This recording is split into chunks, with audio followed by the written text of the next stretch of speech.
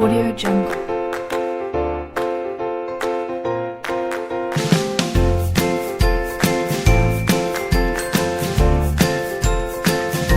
Audio Jungle. Bismillahirrahmanirrahim. Assalamualaikum warahmatullahi wabarakatuh.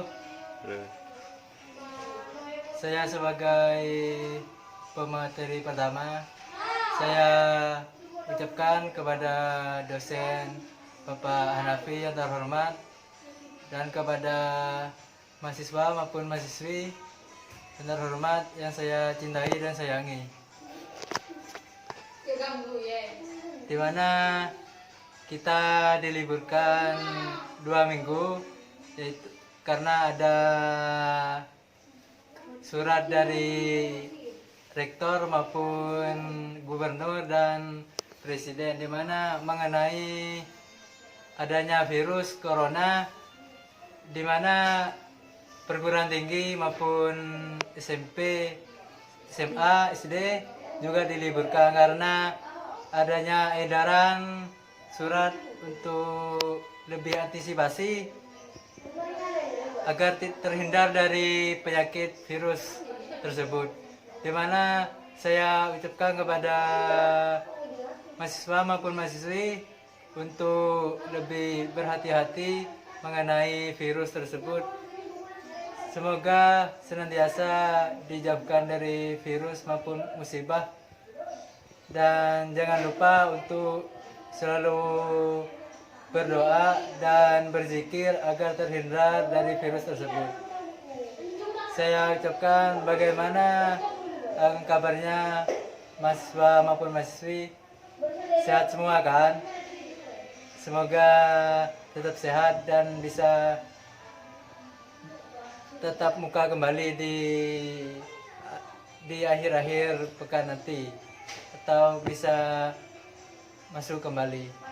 Saya lanjutkan untuk melanjutkan materi yang saya paparkan. Yang pertama di sini mengenai konsep implementasi kebijakan pendidikan, di mana menurut Muhdi mengatakan bahwa implementasi kebijakan pendidikan sasarannya yaitu kepada masyarakat sebagai pengguna kebijakan, di mana hasil yang dicapai oleh implementasi kebijakan pendidikan yaitu mutu pendidikan masyarakat, di mana di situ yaitu untuk untuk berkualitas dalam menjalankan kebijakan pendidikan. Untuk itu otonomi pendidikan yang sebagian besar kewenangannya diserahkan kepada pemerintah atau kepada pemerintah kabupaten maupun kota, di mana untuk tanggung jawab mencapai tujuan yaitu mutu pendidikan dengan sangat tergantung kepada pemerintah setempat, di mana dalam mengimplementasikan atau melaksanakan kebijakan pendidikan tersebut, di mana di sini dalam banyak literatur kebijakan publik penggunaan definisi konsep implementasi kebijakan sangat bervariasi karena di situ mengisyaratkan adanya upaya mentransformasikan keputusan ke dalam kegiatan operasional atau kepada pengelolanya dengan serta mencapai perubahan seperti yang dirumuskan oleh keputusan kebijaksanaan. Menurut Meter dan Horn menekankan bahwa tahap implementasi tidak dimulai pada saat tujuan dan sarana, yaitu dengan ditetapkan oleh keputusan kebijaksanaan sebelumnya, di mana sebelum melanjutkan tujuan di situ ada perencanaan yang lebih matang agar mencapai keefektifan dalam konsep implementasi kebijakan, di mana di sini implementasi kebijakan penting karena dikaji seperti menurut Grindel, yaitu ternyata implementasi kebijakan itu tidak sekedar menekankan hasilnya saja atau hasil keputusan. Karena di dalam prosesnya, implementasi kebijakan memunculkan banyak persoalan. Beberapa kebijakan pemerintah yaitu di negara-negara menunjukkan bahwa bukti-bukti ketidakefektifan implementasinya. Contohnya di Indonesia kita dapat saksikan beberapa kebijakan bidang pendidikan yang telah dipandang sangat bagus untuk diterapkan, namun hanya ramai ketika diluncurkan pertama saja. Dan selanjutnya itu tidak jelas. Contohnya kebijakan-kebijakan yang mengenai perubahan menteri maupun perubahan kurikulum itu hanya itu hanya dalam peluncurannya saja yang ramai, namun ke belakangnya itu sangat tidak efektif dalam menerapkan perubahan-perubahan atau kebijakan-kebijakan mengenai menteri maupun kurikulum, sehingga sudah tidak efektif lagi dalam menerapkan seperti itu dalam perubahan-perubahan kurikulum. Ya, sekian dari saya, kurang lebihnya mohon maaf. Assalamualaikum warahmatullahi wabarakatuh. Assalamualaikum warahmatullahi wabarakatuh. Sekedar melanjutkan dari pemateri sebelumnya, di sini saya akan melanjutkan yaitu tentang pejabat pembuatan kebijakan. Di antaranya ialah yang A, legislatif. Legislatif mengerjakan tugas apa yang berhubungan dengan tugas politik sentral dalam pembuatan peraturan dan pembentukan kebijakan dalam suatu sistem politik. Legislatif lebih berperan dalam pembentukan kebijakan di negara-negara demokratis daripada negara-negara otoriter. B. Eksekutif. Efektivitas pemerintah selaku lembaga eksekutif secara substansi tergantung pada kepemimpinan eksekutif, baik dalam pembentukan kebijakan maupun dalam pelaksanaan kebijakan. C. Instansi administratif. Instansi administratif merupakan sumber utama usulan perundang-undangan dibuat dalam suatu sistem politik. Instansi administratif tidak hanya mampu mengusulkan perundangan yang dibutuhkan atau diinginkan, tetapi secara aktif mendekatkan dan berusaha untuk mendesakkan penggunaannya. D. Lembaga peradilan. Tinjauan hukum merupakan kekuasaan pengadilan untuk menentukan hukum bagi kegiatan legislatif dan mengumumkan pembatalan dan tidak berlakunya bila tidak didapati kegiatan tersebut bertentangan dengan perundang-undangan. Mungkin cuma sekian yang bisa saya sampaikan, kurang lebihnya saya mohon maaf. Wassalamualaikum warahmatullahi wabarakatuh. Assalamualaikum warahmatullahi wabarakatuh. Di sini saya akan melanjutkan presentasi dari teman saya yang sebelumnya.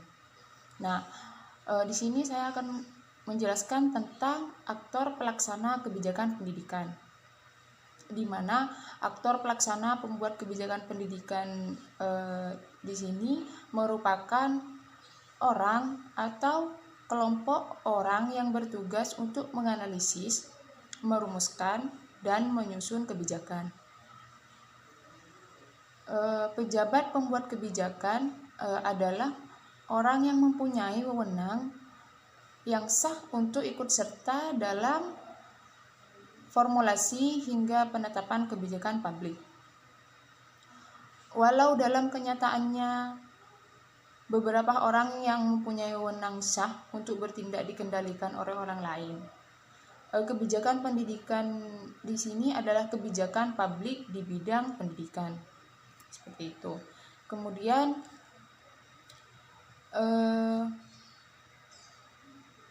Marsh Olsen dan John Cott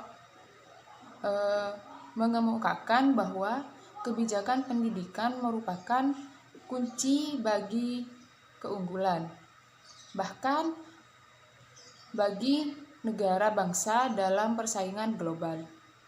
Sehingga kebijakan perlu mendapatkan prioritas utama di era globalisasi. Salah satu argumen utamanya adalah bahwa globalisasi membawa nilai demokrasi. Nah, demokrasi yang memberikan hasil adalah demokrasi yang didukung oleh pendidikan. Pejabat pembuat kebijakan pendidikan di sini terbagi menjadi dua, yaitu pembuat kebijakan primer dan pembuat kebijakan sekunder. Di mana pembuat kebijakan primer di sini adalah aktor atau stakeholder yang mempunyai wewenang konstitusional langsung untuk bertindak. Misalnya wewenang bertindak di parlemen yang tidak harus bertanggung pada unit pemerintah lainnya. Sedangkan pembuat kebijakan sekunder. Nah, pembuat kebijakan sekunder di sini seperti instansi administrasi harus mendapat wewenang untuk bertindak dari lembaga yang lain atau pembuat kebijakan primer. Nah, oleh karena itu, paling tidak secara potensial ia tergantung atau dapat dikendalikan oleh pembuat kebijakan primer. Dalam pendidikan pelaku kebijakan primer adalah perorangan atau lembaga yang secara legal mampu memiliki tanggung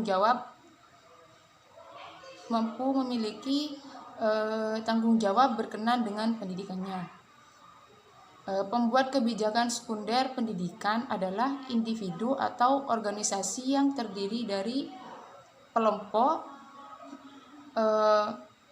partai politik, dan media. Mungkin hanya itu presentasi yang saya sampaikan, kurang lebihnya mohon maaf. Assalamualaikum warahmatullahi wabarakatuh. Pada kesempatan kali ini, saya akan menjelaskan mengenai jenis-jenis kebijakan. Terdapat jenis-jenis pendidikan yang didasarkan terhadap level serta bagaimana kebijakan tersebut dirumuskan dan cakupannya. Yang pertama, kebijakan nasional. Kebijakan nasional adalah kebijakan yang dibuat oleh Majelis Permusyawaratan Rakyat. Kebijakan ini juga disebut dengan kebijakan administratif. Contoh dari kebijakan ini adalah kebijakan yang dikeluarkan oleh MPR terkait dengan implementasi pendidikan Pancasila dalam kurikulum dasar dan menengah. Yang kedua, kebijakan umum. Kebijakan umum adalah kebijakan yang dibuat oleh Presiden. Contoh dari kebijakan ini adalah Undang-Undang Sistem Pendidikan Nasional dan Permendiknas. Yang ketiga, kebijakan khusus. Kebijakan khusus adalah kebijakan yang dibuat oleh Menteri selaku badan pembantu Presiden. Contoh dari kebijakan ini adalah kebijakan yang dikeluarkan oleh Menteri Pendidikan terkait dengan prioritas pembelajaran Pancasila. Yang terakhir, ada kebijakan teknis. Kebijakan teknis adalah kebijakan yang ditentukan oleh Direktorat Jenderal atau lembaga non-departemental. Dalam kebijakan ini, Bupati, Kakanwil, dan Gubernur berhak untuk mengeluarkan kebijakan sesuai dengan kondisi daerahnya. Contoh dari kebijakan ini adalah diterapkannya pelajaran muatan lokal dalam kurikulum sesuai dengan daerah masing-masing. Sekian presentasi pada kesempatan kali ini, kurang lebihnya mohon maaf. Dari saya pribadi, Assalamualaikum warahmatullahi wabarakatuh. Assalamualaikum warahmatullahi wabarakatuh. Saya Yusli Faturjana, saya akan melanjutkan presentasi dari pemateri yang tadi, di mana saya di sini akan membahas tentang langkah-langkah umum kebijakan pendidikan, di mana di sini ada tokoh yang mengatakan bahwa langkah umum kebijakan pendidikan di sini ada 7. Yang pertama yaitu menganalisis situasi yang sedang terjadi. Artinya di sini yaitu setiap bidang pendidikan di sini harus mempertimbangkan aspek-aspek yang meliputi konteks sosial, politik, ekonomi, demografi, kebudayaan yang berguna untuk mempengaruhi pengambilan keputusan hingga implementasi pada sektor pendidikan. Yang kedua yaitu di sini membuat beberapa pilihan kebijakan. Artinya di sini yaitu membuat kebijakan pendidikan di sini dibuat dalam situasi ketika terjadi permasalahan akibat keputusan politis atau reorganisasi. Yang ketiga di sini yaitu mengevaluasi pilihan kebijakan. Artinya di sini yaitu sebuah evaluasi yang dilakukan terhadap pilihan kebijakan yang meliputi kemenarikan, keterjangkauan, dan kelayakan. Yang keempat di sini yaitu membuat keputusan tentang kebijakan, di mana artinya di sini yaitu pengambilan keputusan dapat menghasilkan suatu kebijakan yang dibukukan dengan mempertimbangkan banyak pertanyaan-pertanyaan. Yang kelima yaitu merencanakan penerapan kebijakan. Artinya di sini yaitu sebuah penerapan kebijakan perlu direncanakan terlebih dahulu agar antisipasi penerapan kebijakan dapat membawa kejutan dan respon yang positif terhadap masyarakat itu sendiri. Yang keenam yaitu menilai dampak penerapan kebijakan. Artinya di sini yaitu penilaian dampak penilaian penerapan kebijakan di sini yaitu dilakukan dengan kriteria yang hampir sama dengan tahap evaluasi kebijakan. Yang ketujuh yaitu menentukan siklus kebijakan selanjutnya. Artinya di sini yaitu sesuatu yang tidak berujung. Mungkin hanya ini yang dapat saya jelaskan. Kurang dan lebihnya mohon maaf. Wassalamualaikum warahmatullahi wabarakatuh.